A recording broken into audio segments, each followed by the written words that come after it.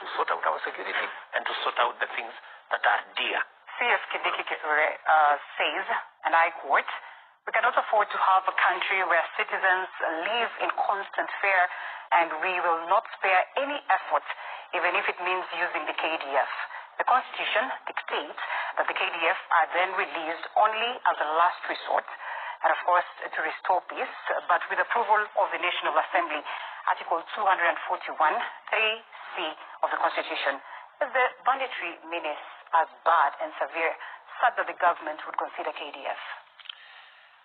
It is serious, but it hasn't reached the threshold for us to go to Parliament to get KDF involved. We, however, are sharing information, from intelligence from all sides. We are sharing facilities and resources, and in some of the areas, we are making the decision that it's good to have security installations in some of these areas. Like, for example, in that whole North Rift, we're going to have some of the training facilities for our security agencies to cement government presence in some of those areas, and to make sure that whenever we need to deploy, we are not deploying from afar. So there will be, for example, a garrison being built up by the army in Lodwar.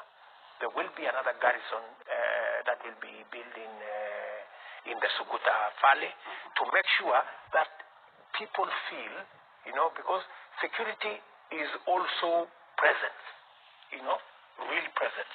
So we are deploying, all manner of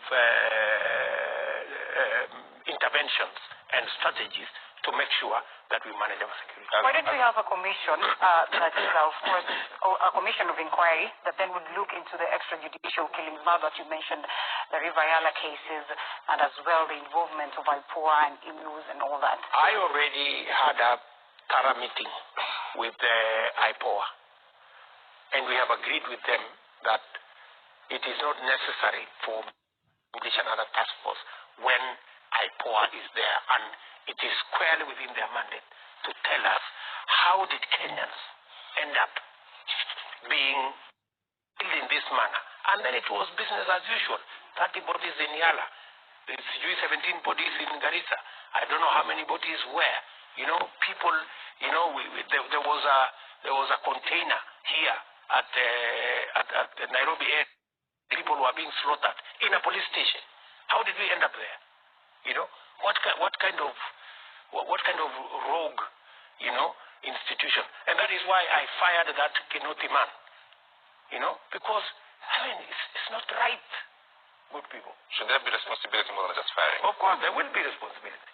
He did not resign. You fired him. We will have another. Okay, can we move this forward, Your Excellency? Since we're talking about security and talk about